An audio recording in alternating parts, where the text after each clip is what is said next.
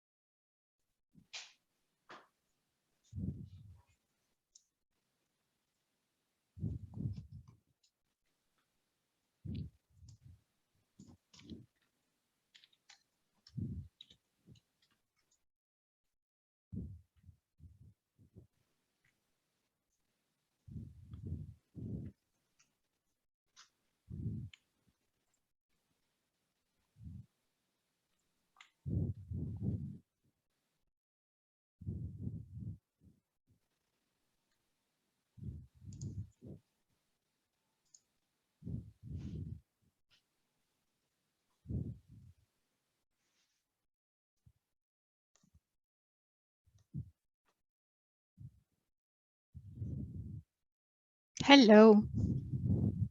Bonjour. Bonjour tout le monde et bienvenue. Nous vous souhaitons une journée internationale de l'éducation heureuse. Bienvenue à cet webinaire où on va lancer un nouveau boîte d'outils pour les décideurs politiques. Et ce sera le début d'un voyage et nous allons partager tout ce voyage avec vous. Bienvenue. Et je voudrais remercier à tous les intervenants d'aujourd'hui et sans beaucoup de retard. Je vais donner la parole à Vladimir Ryabinin, qui est le secrétaire exécutif de la commission UNESCO d'intégration. Merci Francesca et tout le monde. Je vous souhaite une journée de l'éducation internationale heureuse et je voudrais dire que nous vivons dans une ère où la nature humaine a reconsidéré la relation avec la nature mère parce que les gens doivent arrêter la guerre suicidaire contre la nature. Et ce changement de relation tient à la compréhension des limites de la croissance et l'inégalité qui existe dans le monde. Et pour limiter tous ces problèmes, nous avons besoin de connaissances. Nous devons changer notre ressource pour changer notre comportement. Et il faut aussi changer l'attitude contre la nature. Et c'est la paradigme, en fait, dans laquelle nous opérons. Et ce paradigme, en fait, change à cause de la nouvelle initiative qui a été démarrée par la mission d'UNESCO qui s'appelle l'initiative des Nations Unies pour la science et le développement soutenable ou durable 2012-2013. Nous essayons de créer une nouvelle science. Il ne s'agit pas de la science technocratique, de l'observation, mais il s'agit de la science humaine. Vous avez des problèmes comme par exemple la compréhension de l'océan. J'étais informée qu'il y avait des changements climatiques, il y avait aussi des signes, mais les décisions n'ont pas été prises. Alors, il faut y avoir que les pays doivent avoir un contrat social pour le climat de la science et pour l'océan. Il fallait changer l'attitude envers la société et l'océan. Ce qui est important pour nous et ce qui est nouveau aussi dans notre relation avec la nature, c'est qu'il faut y avoir une connexion émotionnelle. Comment est-ce que nous nous sommes connectés à l'océan? Comment nos espèces, parce que notre espèce est venue de l'océan, alors l'oxygène est généré par l'océan et le climat. Vous le savez parce que vous êtes impliqué dans ce processus, mais il n'y a pas des gens qui le connaissent. Alors, nous devons personnaliser la connaissance pour que toutes les personnes soient connectées à l'océan et se rendent compte de la responsabilité qu'il a envers l'océan et comment les personnes peuvent être affectées par l'océan et comment les personnes affectent à leur tour l'océan. Alors, l'UNESCO a démarré ce voyage il y a quelques années avec la participation et le leadership de Francesca Santoro, qui a ouvert ce webinaire et qui sera en ce qui concerne la proposition des Nations Unies, nous n'avons pas attendu, nous ne nous sommes pas attendus à commencer si en force, et nous avons en fait considéré que les océans doivent être productifs, clairs, sains, mais aussi accessibles et qui inspirent et engagent les gens. Parce que les mots qui inspirent et engagent concernant les océans, ce sont très importants. Alors, les 10 challenges de la décade, nous devons développer la capacité d'adresser tous ces défis-là. Et la dernière challenge, c'est de changer les relations humaines avec l'océan. Et tout cela est en fait que nous pouvons apprendre tout cela et l'éduquer en fait l'océan et éduquer aussi les décideurs qui prennent des décisions. Nous faisons tout cela à l'intérieur de l'UNESCO comme partie d'une initiative appelée le développement durable de l'éducation. Et par exemple, la purification internationale d'UNESCO, ils savent la technologie, la méthodologie, l'éducation, surtout aujourd'hui en ère de COVID. Il s'agit de l'abondance de communication en ligne, ce qui se repose sur la technologie puissante. Et c'est pour cela qu'on a fait une approche logique.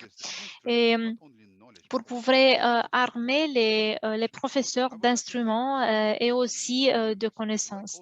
Nous voulons remercier aux partenaires d'UNESCO et aussi les partenaires de DRC qui ont soutenu avec leurs efforts ce travail, et aussi Francisca et son équipe pour avoir développé ce boîte d'outils, et vous allez devenir encore plus avoir plus de connaissances. Vous pouvez en fait développer des curriculums scolaires et on va commencer une nouvelle ère d'agir en harmonie avec l'océan. Alors, c'est ça la vision du monde que l'océan, que l'éducation de l'océan veut développer. Alors, je veux remercier à tout le monde pour la participation et je vous souhaite une bonne webinaire. Merci Vladimir.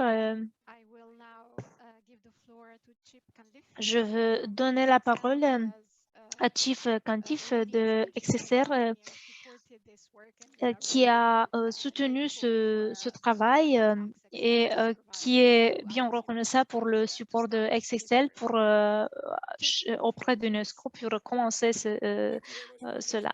Chief, vous pouvez prendre la parole. Merci Francesca et Vladimir aussi. Alors, je suis ravie d'être parmi vous aujourd'hui pour participer au lancement. Oui, je suis de nouveau. Je suis ravie d'être parmi vous aujourd'hui pour participer au lancement de la boîte à outils de l'éducation aux océans. Merci à Vladimir, à Francesca, à toute l'équipe qui m'a invité de prendre la parole aujourd'hui. Le voyage a été long, pas nécessairement dans l'élaboration du document spécifique dont nous parlons aujourd'hui, mais dans l'élaboration du conseil même d'éducation à l'océan. En tant qu'ancien professeur de géographie, il y a tout jusqu'à 15 années, toutes nos études de cas, nos ressources et nos priorités étaient terrestres. La nécessité d'intégrer l'océan dans notre dialogue n'avait pas été explicitement formulée, pourtant nous étions aveugles à la riche toile d'exemples scientifiques, géographiques et même mathématiques bleus que nous pouvions utiliser dans le programme scolaire. Bien sûr, nous n'en sommes qu'au début, d'où la raison pour laquelle Axel a aidé à financer le développement de la boîte à outils par le biais de son initiative sur le risque océanique. Excel et les sociétés qui l'ont précédé soutiennent la recherche en sciences océaniques depuis le début des années 1990. En 2012, nous avons créé notre programme d'éducation océanique composé de modules d'apprentissage basés sur l'héritage des expéditions de recherche, sur la perte de glace de mer en Arctique, la santé des récifs coralliens et l'importance des habitats en eau profonde. Bien que nous avons entrepris d'approfondir nos connaissances sur des aspects spécifiques de la science océanique, nous avons également reconnu dès le départ le potentiel de partage de ces expériences et de ces informations pour impliquer et informer les jeunes. Alors, les leçons gratuites sur le thème des sciences et de la géographie exposent les élèves de 7 à 16 ans au rôle vital que joue l'océan dans nos vies et aux menaces auxquelles il est confronté. Le programme est axé sur l'acquisition de connaissances fondamentales et sur l'établissement d'un lien intellectuel et émotionnel avec l'océan et son nombreux écosystèmes, ce que les élèves garderont, nous l'espérons, dans leur vie et leur carrière. Nous savons que de nombreux jeunes d'aujourd'hui sont très bien informés sur notre système climatique. Ils comprennent que le changement atmosphérique affecte les températures, les niveaux d'acidité et les schémas de circulation des océans et que ces évolutions ont à leur tour un impact sur les écosystèmes océaniques vitaux. Ils se sont concernés et ils réclament d'en savoir encore plus. Grâce au travail que nous avons entrepris au cours des 10 dernières années aux côtés d'un contour et nous nous sommes engagés auprès des jeunes et les avons inspirés en les aidant à acquérir la compréhension et les compétences nécessaires pour s'attaquer aux problèmes les plus urgents du monde. Jamie évoquera l'effet de 360, les leçons indirectes de l'Atlantique et les Caraïbes, autant d'éléments qui apportent un caractère immédiat et réaliste qui captent naturellement leurs attentes et suscitent un intérêt et une curiosité encore plus grande. Le travail que nous avons mené a fourni une base solide de la base au sommet. Nous avons travaillé avec des enseignants et des élèves de 96 pays du monde entier. Nous avons impliqué plus de 10 millions d'enfants au total, dont 300 000 ont participé à des leçons en direct. La prochaine étape logique est d'aider à fournir un cadre au gouvernement pour intégrer tout cela dans les contextes formels et non formels en tenant compte des tendances dans la planification des programmes, des concepts et des compétences de base. Comme le dit la boîte à outils, le changement systématique nécessitera des politiques pertinentes adaptées au contexte et cohérentes ainsi qu'à l'engagement de plusieurs parties prenantes. C'est là que les gouvernements peuvent œuvrer pour fournir le contexte, l'environnement et les garde-fous aux décideurs politiques, aux autorités éducatives, aux concepteurs de programmes, aux enseignants, aux parents et aux familles afin d'inclure l'océan dans l'éducation quotidienne, ce qui à son tour aidera les gouvernements à atteindre les objectifs de développement durable de l'agenda 2030. La tâche est immense, mais le fait de travailler par l'intermédiaire des Nations Unies, de l'UNESCO au début de la décennie des Nations Unies constitue une meilleure base de lancement pour garantir la faisabilité à long terme. Nous observerons et apprendrons tout au long du processus et je souhaite beaucoup de succès à tous ceux qui utiliseront le Kijiji. Je vous remercie. Merci aux deux intervenants pour avoir ouvert ce webinaire. Avant de passer à d'autres intervenants, il y a de l'interprétation en français, en russe et en espagnol. Et vous pouvez opter pour l'un d'entre deux. Et vous pouvez aussi, nous avons aussi une session de questions et réponses à la fin et vous pouvez mettre vos questions dans le chat. Et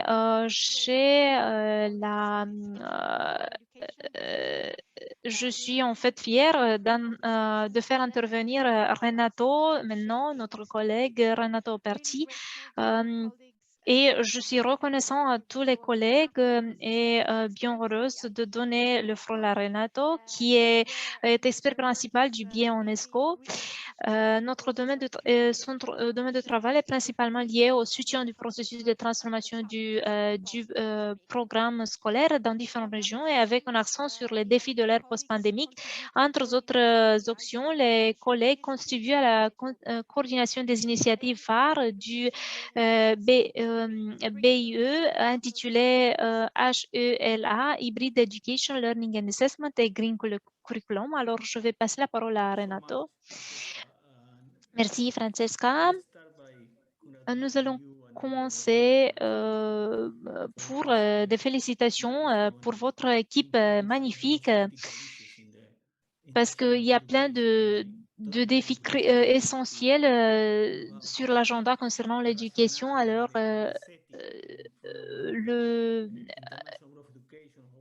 établir tout cela pour les directeurs internationaux de la partie de nos institutions, nous sommes en fait engagés pour l'idée de transformation en ce qui concerne l'éducation, transformation des systèmes d'éducation et transformation du programme scolaire aussi. Ce n'est juste la seule manière de faire cela en établir un programme scolaire, mais le curriculum, en fait, c'est sur le contenu de l'éducation, quoi apprendre et comment évaluer et comment procéder et comment le faire. Alors, le curriculum, en fait, je veux reprendre ce que Chip et Vladimir a dit. Nous sommes dans un monde où il faut se connecter les visions, connecter les idées, connecter les composants, les parties de connaissances pour avoir une compréhension de l'éducation, parce que l'éducation n'est pas une accumulation de connaissances. Dans une boîte, il y a la science, et dans l'autre boîte, l'humanité, l'éthique, ou dans une autre boîte, l'art. Il s'agit de connecter les parties parce que le type de défi que notre apprentisseur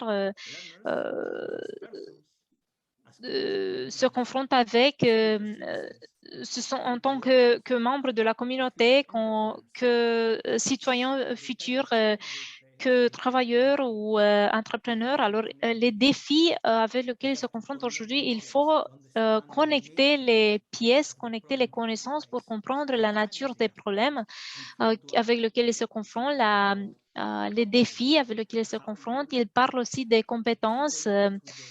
Comment est-ce qu'on peut équiper les apprentisseurs, les apprentis, en fait, pour intégrer les compétences et les qualités, parce que la compétence vous donne la connaissance et la compréhension de prendre des actions pour dépasser les défis.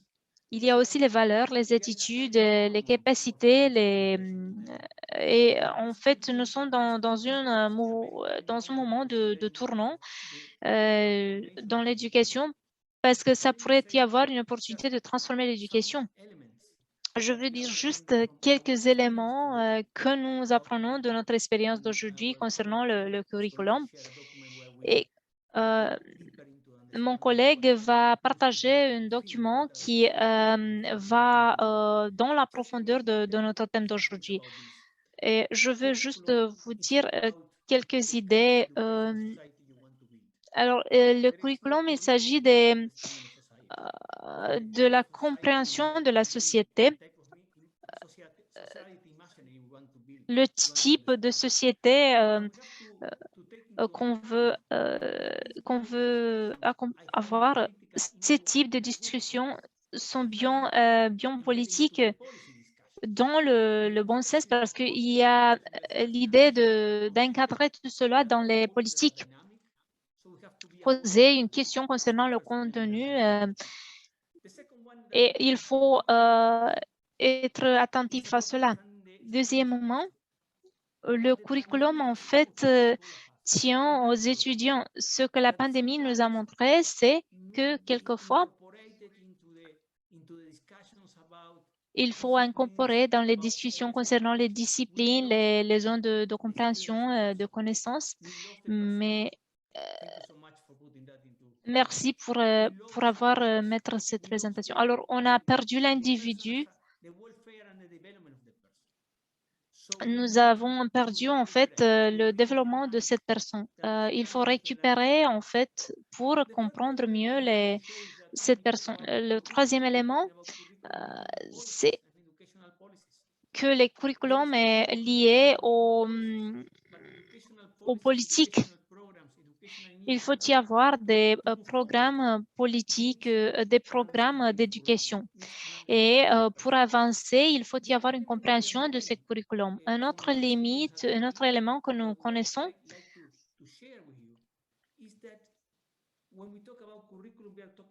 lorsque nous parlons de la curriculum, nous parlons de la connexion qui relie le pourquoi, le comment, le quand et le où de l'éducation, de l'apprentissage et de l'évaluation afin de garantir que chaque apprenant a la même importance. Alors, il y a une connexion entre le curriculum et la dimension théologique.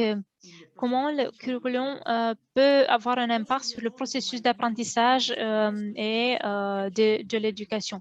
Et à partir de mon expérience, nous ne parlons pas des curriculums qui sont écrits par nous, soit s'il s'agit d'un cadre, d'un syllabus.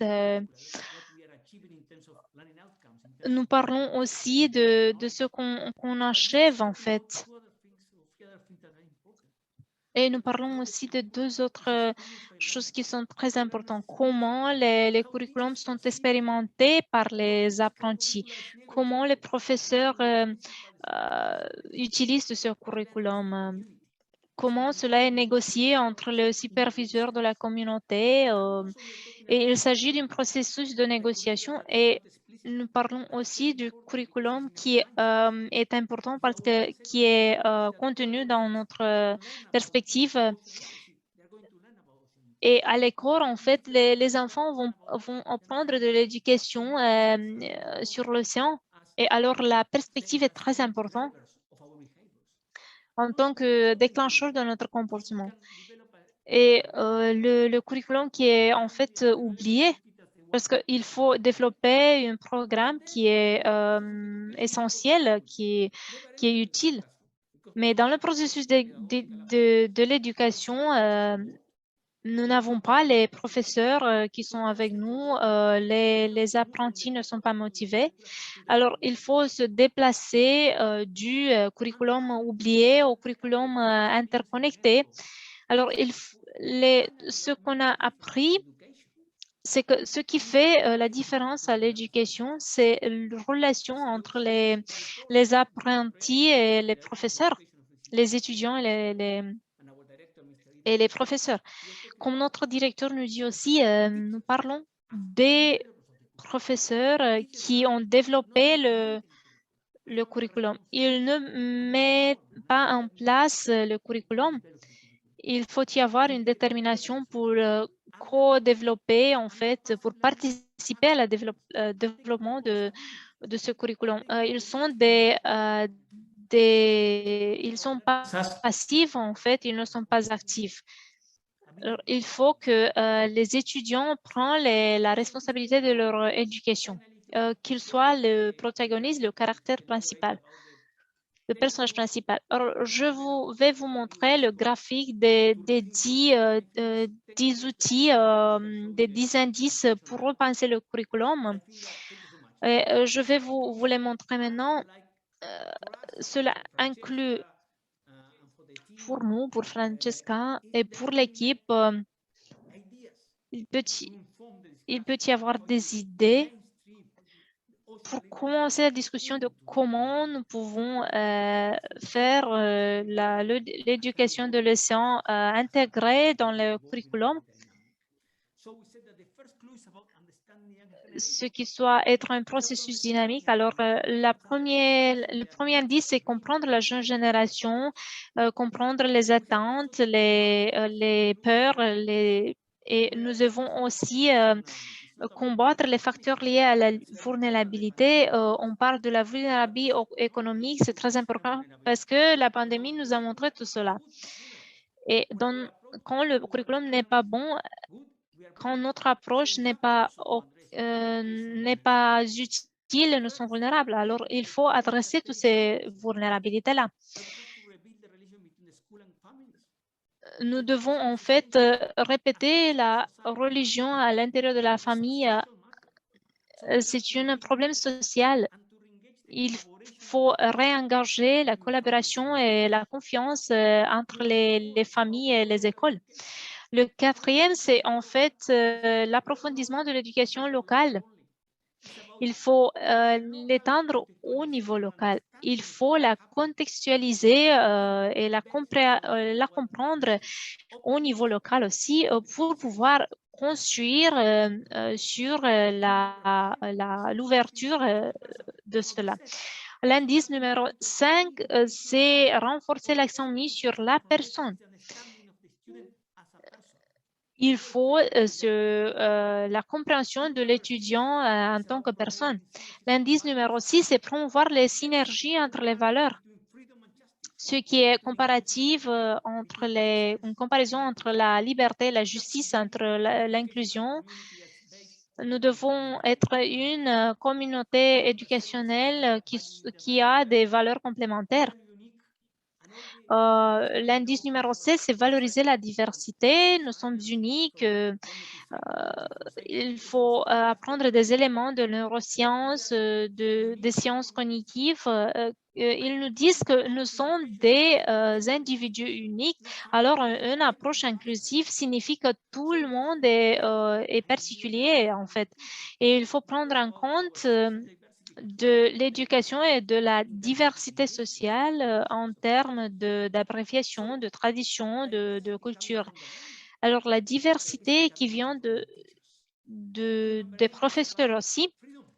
Le numéro 8, l'indice, c'est mettre l'accent sur une éducation qui renforce la liberté, prendre des décisions autonomes, avoir des actions autonomes. Alors, l'éducation, il s'agit de la liberté, de donner la capacité de prendre les décisions seules et soit capable de tout type de manipulation, soit humain ou d'intelligence. Le numéro 9, l'indice, il s'agit s'orienter vers des modes d'enseignement hybrides.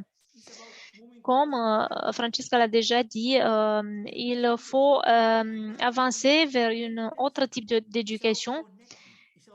Il s'agit de la connexion de la donnée, la complémentarité entre l'éducation en personne et c'est pourquoi que Francesca a mentionné du programme UNESCO.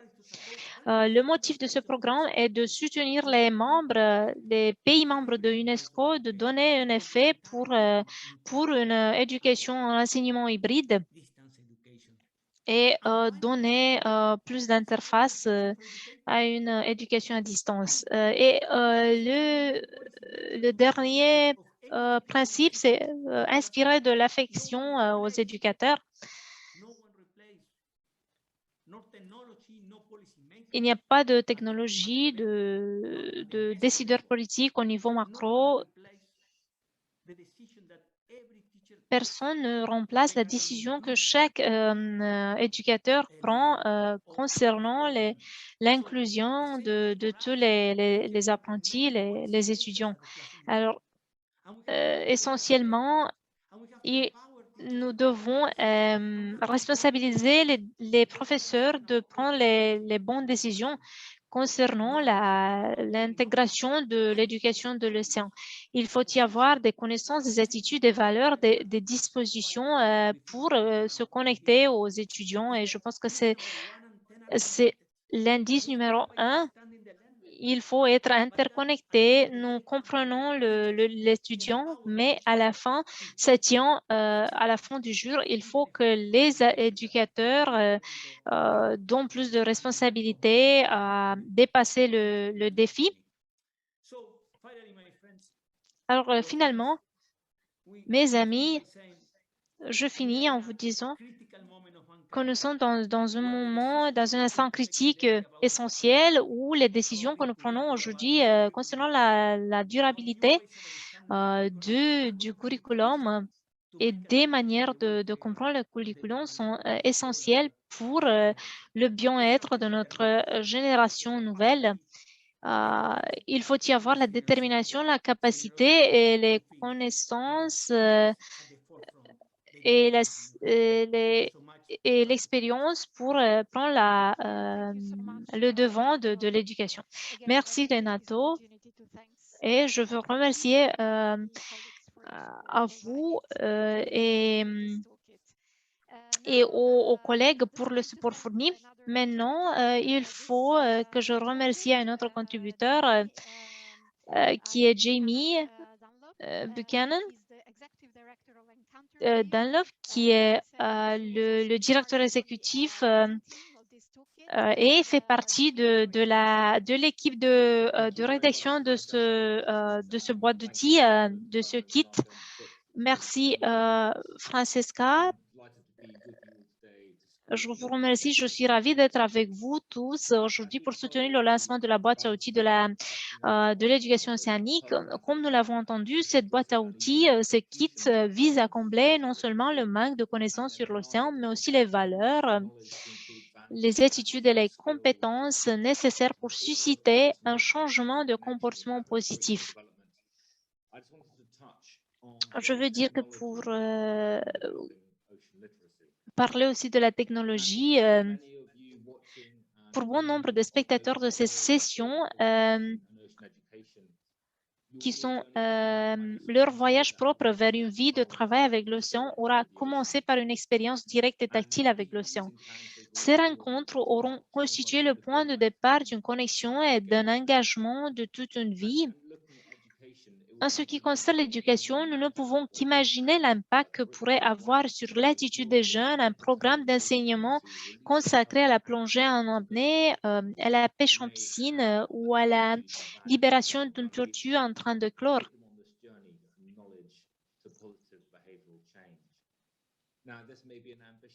C'est peut-être une ambition trop grande pour cette décennie, mais nous pouvons examiner comment les technologies peuvent rapprocher ces expériences directes et stimuler les connaissances, les valeurs et les attitudes que nous cherchons à développer. Au cours de la dernière décennie, avec AXA Ocean Education, que Chip a décrit plus tôt, nous avons travaillé avec deux technologies en plus du mélange plus traditionnel de ressources de classe, le développement professionnel des enseignants. Nous avons pensé aux médias à 350 degrés, 60 degrés et le live streaming. Les médias à 360 degrés, souvent associés à la réalité virtuelle, sont décrits comme une technologie immersive qui transporte les utilisateurs dans d'autres mondes. Les premières recherches ont montré qu'une brève visite virtuelle de la forêt amazonienne incitait les participants à utiliser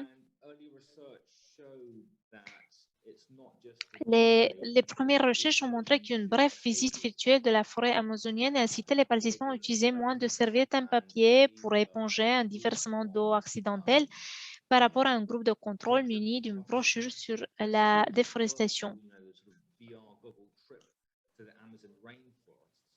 And they were moved to use fewer paper towels to clear up an accidental water spill compared to a control group furnished with just a sort of written pamphlet on deforestation. And for classroom... En classe, nous pouvons faire découvrir les merveilles d'importants écosystèmes marins tels que les récifs coralliens à des millions de gens qui n'auront peut-être jamais l'occasion de les visiter en personne. Et ces expériences virtuelles créent en fait des moments d'émerveillement et d'engagement qui peuvent amener les élèves et les personnes plus âgées aussi à entretenir une relation positive avec l'océan et rend réel des environnements lointains. Mon commentaire préféré est celui d'un élève d'âge élémentaire dans une classe de la banlieue de Londres en regardant une sélection d'images à 360 degrés de récifs coralliens emblématiques. Il dit qu'ils se sont malades d'un effet secondaire potentiel connu. L'inquiétude s'est dissipée lorsqu'il a ajouté qu'il se sentait malade parce qu'il avait l'impression de sentir et de goûter l'océan et qu'il avait peur des créatures cachées. Ce n'est peut-être pas la meilleure réaction initiale à une plongée virtuelle dans le corail, mais cela témoigne de la capacité de cette technologie à rendre le récif proche d'une classe qui est quand même lointaine. L'autre technologie que nous utilisons depuis une dizaine d'années est celle des leçons vidéo diffusées en direct. Ce monde d'apprentissage a connu un véritable boom au cours des dernières années. De nombreux enseignants ont eu recours à des techniques d'apprentissage à distance alors que la pandémie a entraîné la fermeture généralisée des écoles. En ce qui concerne l'éducation à la durabilité et plus particulièrement l'éducation à l'océan, les avantages des cours en direct vont au-delà de la reproduction de l'expérience en classe pour les apprenants éloignés.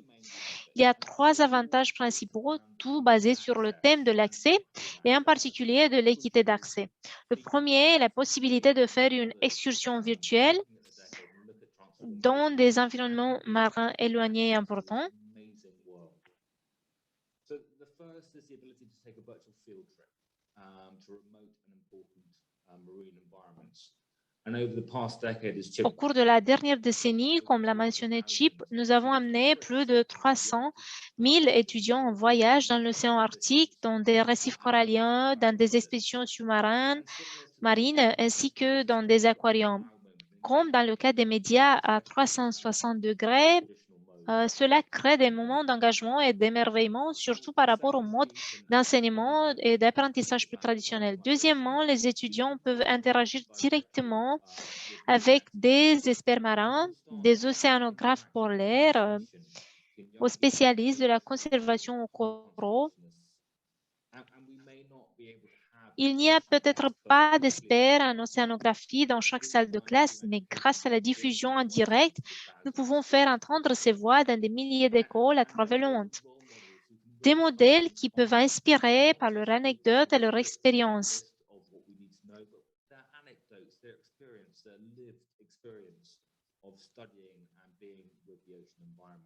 Et étant dans l'environnement de l'océan. Et ce sont des experts qui peuvent démêler les mystères et les idées fausses que les jeunes peuvent avoir. Enfin, en rencontrant les experts de l'océan, les jeunes sont exposés à des carrières maritimes qu'ils n'auraient peut-être pas envisagées. Au fur et à mesure de l'avancement de la décennie, nous aurons besoin d'un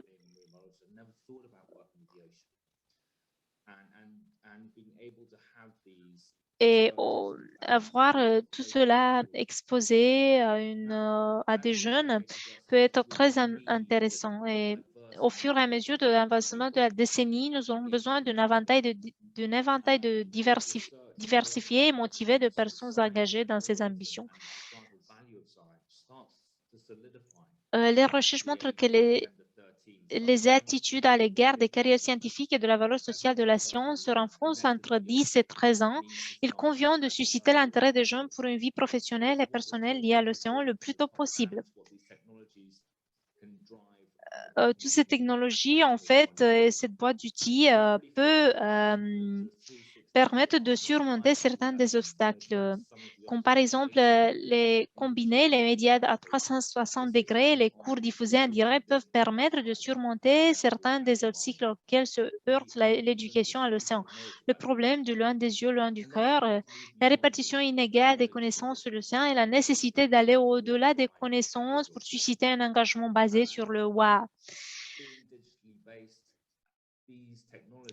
Les solutions technologiques ont la capacité de se développer rapidement pour répondre aux ambitions de la décennie. Merci pour inclure cette section dans l'agenda et je suis si impatient de voir les autres. Merci Jamie. Et maintenant, on va parler de différentes technologies et approches. Et c'est bien de comprendre comment ces technologies peuvent promouvoir l'éducation sur l'océan.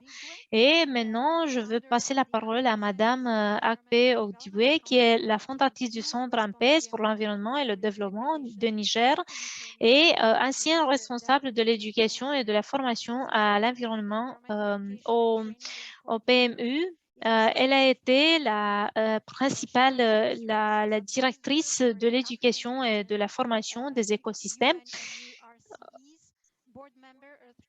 Il a été aussi le directeur du conseil concernant la transformation de l'éducation pour une école du futur à l'université de Bristol. Merci pour être avec nous. La parole, je vous donne la parole. Merci Francisca. Je vous souhaite une bonne journée de l'éducation et je veux insister sur le problème climatique parce que c'est quelque chose qui est partout autour de nous. Le changement climatique est l'un des problèmes centraux auxquels le monde est confronté aujourd'hui en raison des conséquences des fluctuations extrêmes des régimes climatiques mondiaux. Les opinions divergent fortement quant à la cause du changement climatique. Selon les 5e et 6e rapports d'évaluation du GIEC, l'influence humaine sur le système climatique est évidente et les émissions de gaz à effet de serre dues à l'activité humaine ont été les plus élevées de l'histoire. Alors que la plupart des gens peuvent facilement apprécier les influences humaines sur l'atmosphère et les terres, les effets des activités humaines sur les océans sont peu appréciés. Cette lacune doit être comblée rapidement. Les océans ne sont pas seulement cette belle étendue d'eau avec des magnifiques récifs coralliens qui doivent être protégés.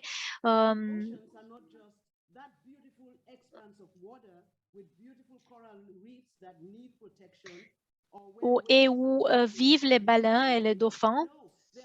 Non, ils ne sont pas seulement cette étendue d'eau qui semble pouvoir aspirer tous nos plastiques, nos déchets, les eaux de ruissellement de nos systèmes d'égouts, les marées noires et autres, puis se reconstituer comme par magie.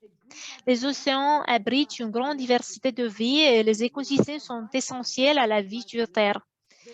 Ils occupent 70% de la planète, créent l'oxygène que nous respirons et le climat dans lequel nous vivons. L'océan et la vie dans l'océan façonnent les caractéristiques de la Terre.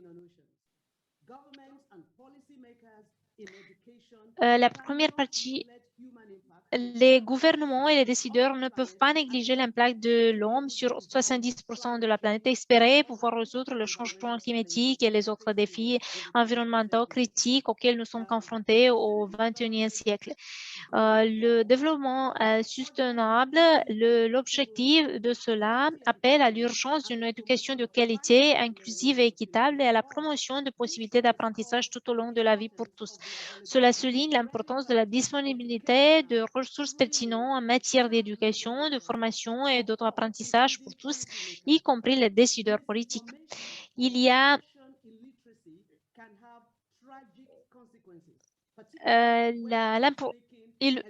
peut y avoir des conséquences tragiques parce que il y a plus de 30 ans, Donella Meadows, citant l'écologiste américain Garrett Hardin, écrivait « Un citoyen du monde moderne doit être éduqué pour être alphabétisé, capable de lire et d'écrire, pour être numérisé, capable de comprendre et d'utiliser les chiffres et pour être écolisé, capable de comprendre et d'utiliser durablement les systèmes environnementaux complexes dont il ou elle fait partie. Cela inclut les océans. Ceci est plus vrai aujourd'hui qu'il y a 30 années. L'éducation sur la façon dont nos actions, nos affaires et notre gouvernance affectent 70% de la planète doit être au cœur de cet apprentissage. L'importance du nouveau programme bleu de l'UNESCO crée en fait une boîte à outils pour les décideurs politiques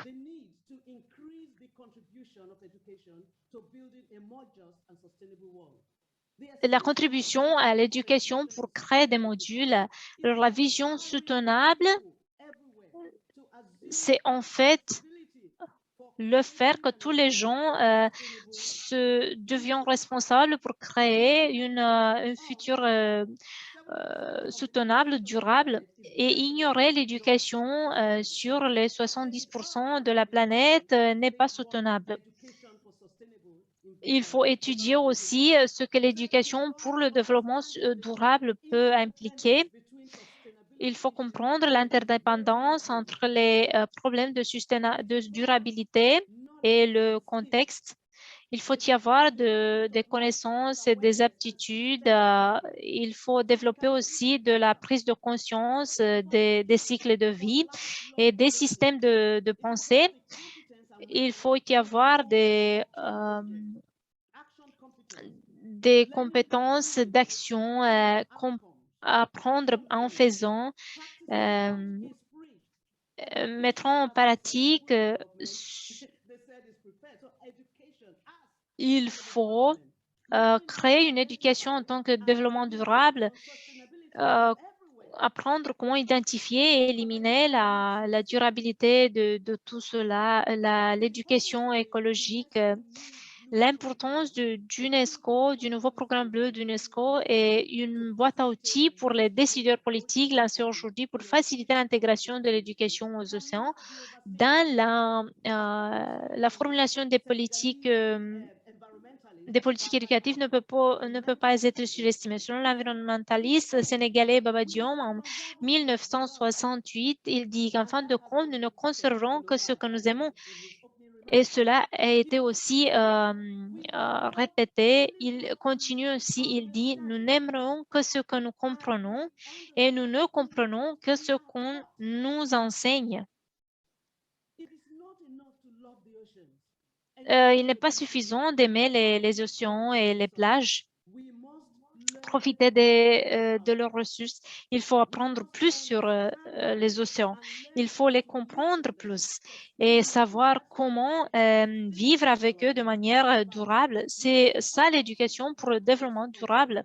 Et il faut prendre les responsabilités tous, de professeurs aux individus, aux personnes, aux gens d'affaires. Il faut apprendre et voir la responsabilité d'apprendre.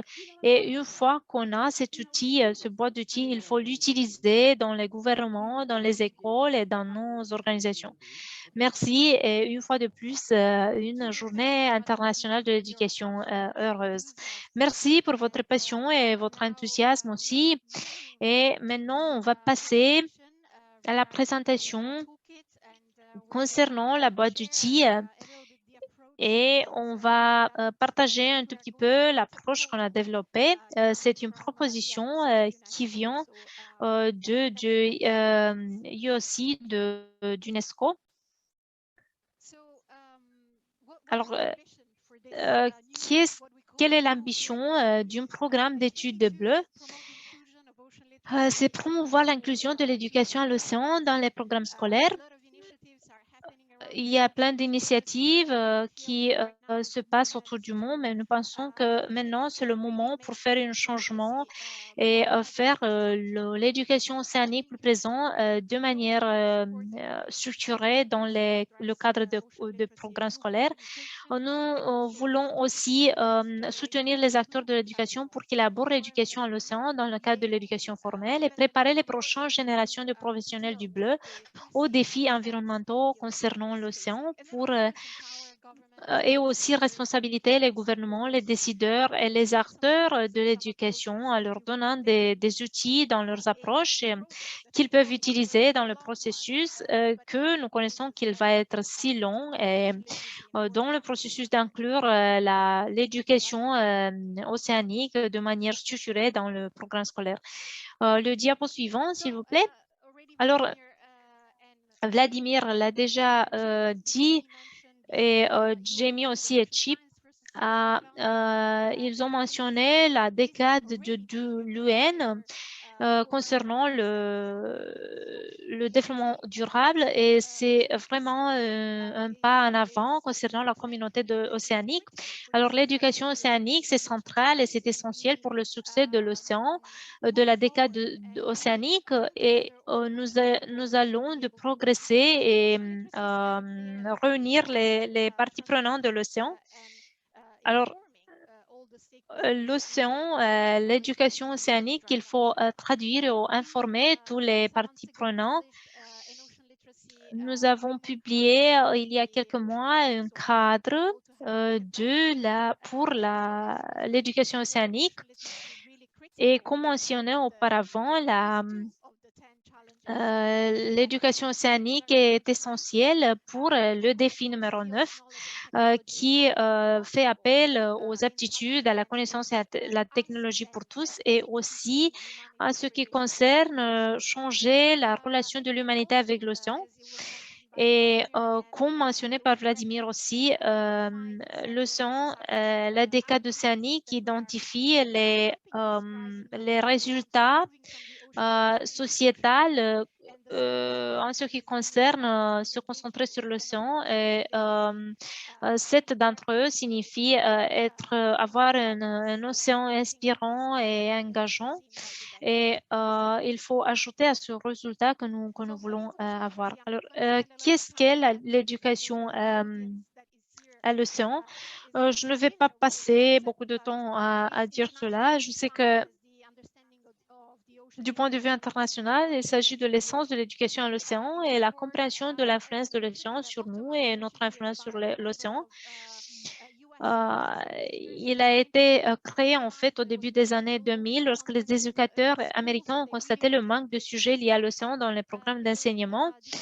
Ils ont développé un cadre qui est utilisé par la communauté internationale basé sur les 7 principes essentiels. Et UNESCO a commencé à travailler en 2017 sur l'éducation à l'océan avec l'engagement l'éducation à l'océan pour tous. Lorsqu'on a lancé cette initiative et on a travaillé ensemble avec la communauté de l'éducation sur l'océan international pour augmenter notre capacité et engager différents parties prenantes. Un tout petit peu de l'histoire de l'éducation sur l'océan. Il a commencé en 2002 par les collègues des États-Unis et le concept est venu en Europe par les enthousiastes et les enthousiastes de l'océan, les éducateurs. Et je veux dire qu'il y a eu une reconnaissance gouvernementale. Un contrat entre les États-Unis et Canada pour travailler ensemble pour la recherche et l'expansion de l'océan Atlantique. Et il y a eu plein d'autres initiatives aussi. Nous avons mentionné l'éducation sur l'océan. Par exemple, au UNESCO, nous sommes les leaders sur plein de réseaux d'éducateurs. Et je pense que le cadre on a voulu donner un boost à l'éducation sur l'océan et le mettre sur notre agenda. Le suivant. Alors, dans les dernières décades, les autorités du gouvernement ont travaillé pour inclure l'océan dans leur stratégie d'éducation nationale. Et les leaders, les collègues de l'autre pays, ils font partie des pays qui sont des champions qui promouvent l'océan dans le cadre de programmes scolaires et l'éducation informelle. Et nous proposons en fait aujourd'hui un curriculum nouveau parce qu'il y a plein d'opportunités qui peuvent être créées. Par exemple, renforcer des capacités des gouvernements parce que peut-être il y a des gouvernements qui veulent introduire l'océan dans le cadre du programme scolaire, mais peut-être ils ont besoin d'outils pour le faire et des approches pour promouvoir l'engagement de différents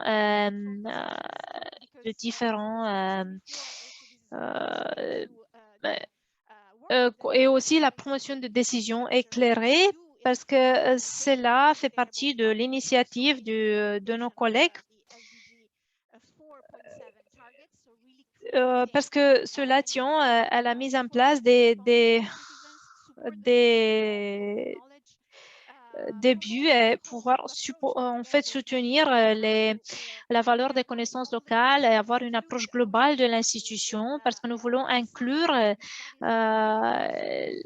l'océan, la protection, l'éducation de l'océan, mais nous voulons que l'école font partie de cette initiative aussi. En fait, promouvoir l'éducation océanique, c'est un outil scolaire. Alors, les barrières communes maintenant sont en fait le manque de formation des éducateurs. Nous voulons faire toutes ces ressources plus disponibles, promouvoir la traduction de quelques outils. Il y a aussi des barrières concernant le fait que le curriculum maintenant c'est bien aggloméré. Il peut y avoir d'autres priorités éducatives nationales. Et dans d'autres pays, nous pouvons avoir des curriculums très inflexibles et c'est difficile de commencer ce processus. Et nous observons aussi des préjugés concernant l'océan et le verbiage maintenant, c'est que nous avons un préjugé de terrestre dans les ressources.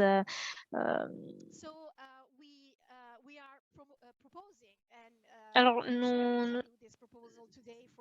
nous voulons partager une proposition pour développer un curriculum qui sera un processus très long. Mais nous voulons le faire concevoir parce que plein de pays ont déjà inclus le cadre de curriculum et nous voulons intégrer aussi l'éducation sur l'océan dans différentes parties du programme scolaire et les professeurs et les étudiants vont avoir des outils pour des activités dans la classe et des matériaux pour utiliser tous ces concepts-là.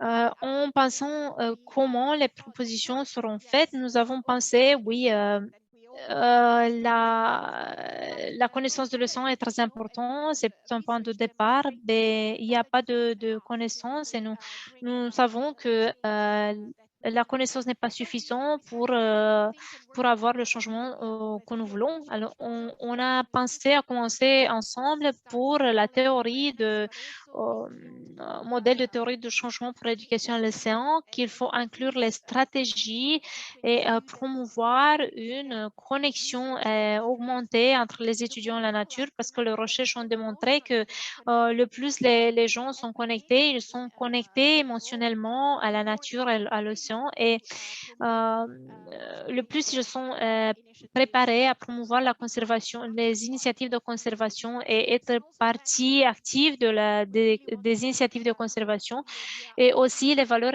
et attitudes. Nous voulons créer les capacités que les étudiants se sont responsables et être définitivement plus actifs dans le changement que nous voulons avoir et aussi les compétences.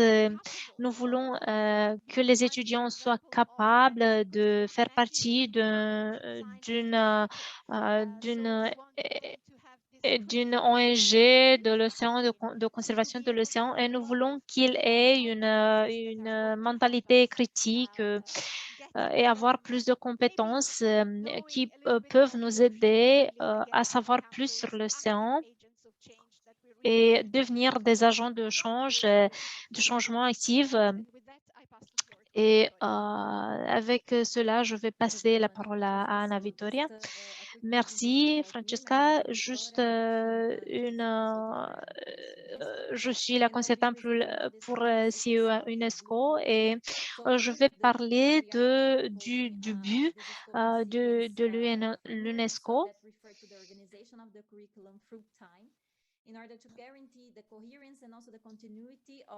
Ce qui garantit la cohérence du processus de formation mais cela aussi tient à la flexibilité de l'océan et les aptitudes pour pouvoir être capable de protéger et se comporter dans d'autres perspectives concernant l'océan. Et nous proposons aussi une approche théorique des changements. Les étudiants peuvent prendre contact avec les connaissances sur l'océan, la correctitude, la portée et séquence d'un programme bleu, connaissances et sensibilisation, lien avec la nature, valeurs, attitudes, compétences, connexion aux disciplines.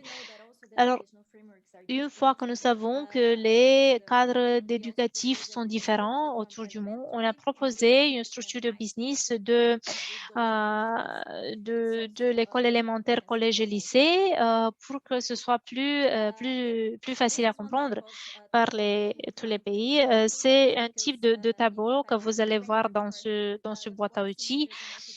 C'est quelque chose qui a été créé pour que les décideurs politiques peuvent comprendre comment l'éducation océanique peut être mise en place. C'est plus utile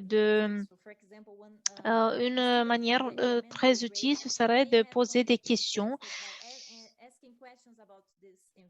Alors, peut-être un étudiant qui fait partie qui a la capacité à formuler des questions sur la façon dont les déchets plastiques affectent la vie marine, comment en collège, il y a la capacité à formuler des questions sur les causes de la pollution plastique et à comprendre les solutions par les réponses. Mais aussi, et au lycée, peut-être l'étudiant a la capacité à identifier les comportements et les modèles humains et les idées et les croyances qui alimentent les questions. Cet exemple peut être connecté avec la littérature, la philosophie, avec les sciences, les mathématiques et les histoires. Par exemple, nous pouvons avoir des activités en mathématiques. À l'école et au lycée, on peut aussi calculer des équations concernant l'océan, la quantité de plastique, de matière plastique. Et nous pouvons aussi, un autre exemple, c'est formuler des questions concernant les plastiques. Vous avez aussi un autre exemple pour le changement climatique, pour l'héritage de l'océan. Et dans ces exemples, on vous montre comment l'océan peut être inclus dans le curriculum. Peut-être nous pouvons collecter des informations concernant le plastique et dans les élémentaires, vous pouvez être plus intéressé à voir l'initiative des sciences du citoyen aux écoles secondaires, vous pouvez faire la collecte d'emballage. Au lycée, vous pouvez aussi avoir la capacité à réfléchir à des solutions innovantes aux problèmes du plastique. Alors, ils peuvent reconnaître des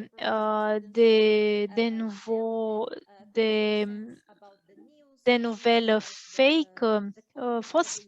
Et nous pouvons aussi développer la capacité à analyser des données sur les plastiques et à créer des graphiques et des statistiques. Ça pourrait être connecté avec les sciences, les mathématiques, statistiques, études sociales, langue et philosophie. Et, nous pouvons avoir plein d'approches.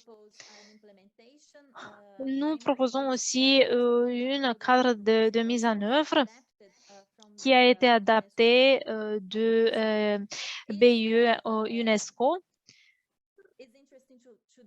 C'est intéressant de développer un test pilote où les étudiants peuvent comprendre les besoins d'un curriculum bleu, quelles sont les lacunes, les opportunités, mais aussi tester ce programme dans une phase.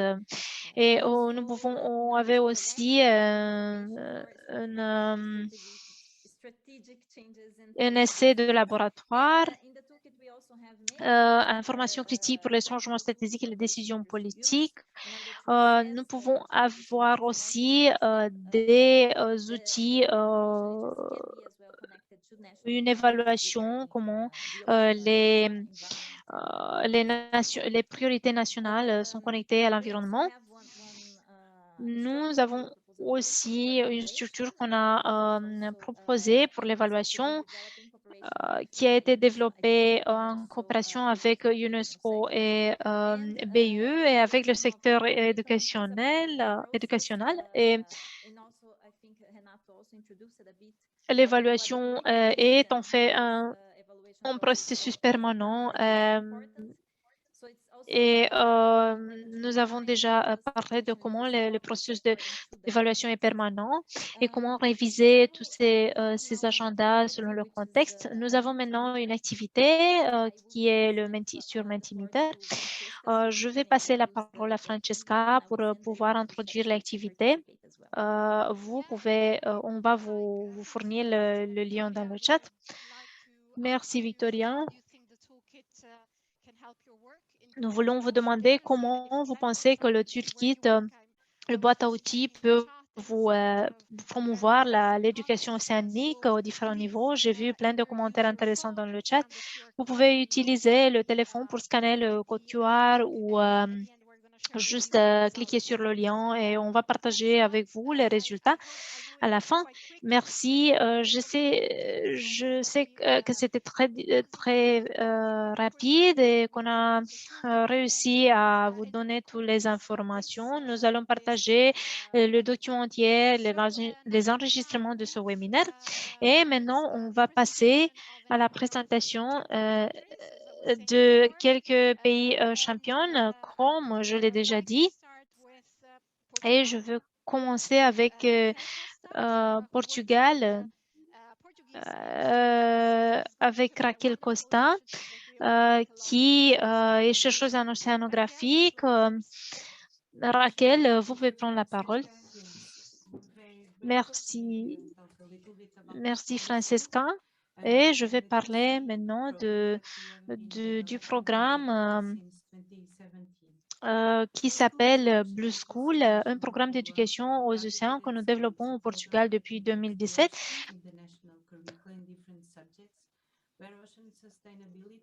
Blue School est un programme d'initiation à l'océan destiné aux écoles, un programme qui intègre l'océan dans les programmes scolaires nationaux des différentes matières où la durabilité des océans est une fin et un moyen d'atteindre les valeurs des citoyens responsables et actifs. Les élèves peuvent convertir leurs connaissances en décisions et en actions efficaces grâce à la pensée critique et à l'apprentissage créatif. Par exemple, en 2021, notre communauté a discuté des 10 engagements de l'école bleue pour un meilleur océan en 2030 au niveau national et national. Nos élèves ont commencé à mettre en place tout cela dans les écoles. Pour aller plus loin, l'école, c'est ce que nous visons, c'est amener les élèves à discuter et à contribuer activement à la durabilité de l'océan. Pour aller plus loin, l'école bleue est devenue une communauté de sensibilisation à l'océan. Nous rassemblons des élèves, des enseignants, des familles, des municipalités, des entités partenaires provenant de différents secteurs, recherche, industrie, secteur maritime, ONG, musées. Notre réseau comprend des élèves des régions côtières qui ont des liens sociaux, économiques et culturels évidents avec la mer et des écoles de l'intérieur de terre. L'océan, bien que lointain, est appris comme un élément essentiel à la vie humaine. Les écoles bleues sont encouragées à impliquer leur communauté locale dans leurs actions et elles adorent ça. Le rôle de la coordination est de faciliter l'établissement de liens culturels significatifs en donnant la parole à des personnes aux perspectives différentes, des scientifiques aux sportifs, des pêcheurs aux artistes et bien sûr à nos élèves. Et n'oublions pas les acteurs numéro 1 de l'éducation formelle, les enseignants. Nous travaillons avec eux, nous leur proposons un mentorat, des formations, des activités et des outils afin qu'ils se sentent habilités à nourrir l'enseignement de l'océan en s'appuyant sur leurs connaissances locales. Le concept du programme Blue School a été élaboré en respectant les principes de l'alphabétisation océanique et surtout l'approche multiperspective de l'UNESCO. Blue School est également conforme aux objectifs du développement durable, contribuant directement aux objectifs 4, 14 et 17. La Blue School est coordonnée par le ministère portugais de la mer. Notre action a joué un rôle majeur dans l'introduction de l'éducation à l'océan dans le lexique politique national. Par exemple, l'école bleue est l'un des objectifs de la stratégie nationale portugaise pour l'océan et est également présent dans les programmes électoraux des principaux partis portugais. Aujourd'hui, l'école bleue touche 306 écoles, 1200 enseignants, 56 000 élèves et plus de 100 partenaires. Cette fantastique communauté enseignants, partenaires, élèves nous donne des idées et des suggestions pour ajuster le programme et faire face aux obstacles et aux défis. Je considère ce programme comme une expérience de croissance collaborative. Ces 4 années d'ajustement et de consolidation nous ont permis de coopérer et de soutenir d'autres pays développant des initiatives similaires. En 2020, l'EU for Océan a créé un réseau d'écoles bleues européennes. Plus récemment, dans le cadre de All Atlantic Ocean Research Alliance, un réseau transatlantique d'écoles bleues a été mis en place, incluant 14 pays de 3 continents. Nous espérons que ces différentes initiatives qui rassemblent des écoles et des parties prenantes d'horizons sociaux, culturels, éducatifs divers pourront permettre des synergies fructueuses à l'échelle mondiale en contribuant à une éducation de qualité, à l'inclusion et à l'initiation à l'océan. Je voudrais terminer mon intervention en invitant tous les réseaux d'éducation aux océans à nous joindre le 19 mai, journée de l'école bleue. Ces jours-là, nous lançons le défi à notre communauté de l'école bleue de se rassembler dans une chaîne humaine qui, dans tout le sens du terme, nous relie. Un véritable mouvement de sensibilisation aux océans à l'échelle mondiale n'est possible que si nous nous donnons la main. Merci. Merci Raquel. Vous m'avez donné des picotements avec ce commentaire de fin. Merci Portugal pour la direction dans l'éducation sur l'océan. Et maintenant, on va passer à un autre ami qui est Ronaldo Cristofoletti, qui est le leader de la communauté de l'éducation sur l'océan. Et il va parler de l'initiative de la ville de Santos. Bonjour Francesca, merci pour l'opportunité et grandes félicitations pour ce moment de lancer ce boîte à outils. Je vais vous présenter quelques expériences de Santos. Alors, Santos est au sud du Brésil et on a commencé en 2017 pour faire que les parties prenantes soient plus engagées avec l'éducation sur l'océan. Comme on l'a dit depuis le début, c'était de passer à l'action et comment inclure l'océan dans nos discussions. Et sans mentionner en fait l'idée de se connecter. Et je pense que ce que j'ai présenté ici en ce qui concerne l'éducation de l'océan, c'est de vous présenter 3 étapes et je vais vous présenter quels étaient l'apprentissage principaux. Tout d'abord, c'était de se rendre compte que l'océan est basé sur les sciences. Et nous avons commencé un projet en sciences politiques en 2016 où nous avons créé un projet et la question c'était comment nous pouvons incorporer le dialogue avec l'océan, comment nous pouvons intégrer les décisions, les décisions prises par les décideurs. Et ce projet a été approuvé en 2017 et en 2018, la première initiative a mentionné que quelques agendas comme le changement climatique, l'éducation sciences en école, et aussi comment amener ce type d'éducation scientifique, comment nous pouvons comprendre le processus scientifique, parce qu'il n'y avait pas d'éducation de l'océan à ce moment-là, en 2018. Mais ensuite, il y a eu un point très important de se connecter à la compréhension. Et à la fin de 2018, il y a eu 2 moments importants. Par exemple, l'événement au top niveau de AEC et la communication, la conférence de communication en Europe. Ce qui se passait en 3 années auparavant, quand c'était le 24 janvier à New York avec Francesca. Et on s'est rendu compte que nous avons discuté de cela et nous avons pensé comment traduire pour les Portugais et comment nous pouvons le créer à l'école. Et en 2019, on a commencé à avoir des différents moments. Aux écoles, il y avait l'éducation sur les sciences. Et nous avons aussi local à global avec le boîte à outils et l'événement. Et on avait créé aussi des relations et on a fait aussi des recherches similaires du point local au niveau national. Et on s'est concentré comment les décideurs politiques peuvent être impliqués. On s'est demandé qu'est-ce qui suit. Alors, est-ce que nous pouvons amener tout cela ensemble?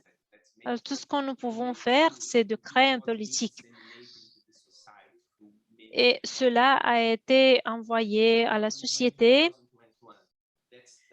en le projet de 2021-2022.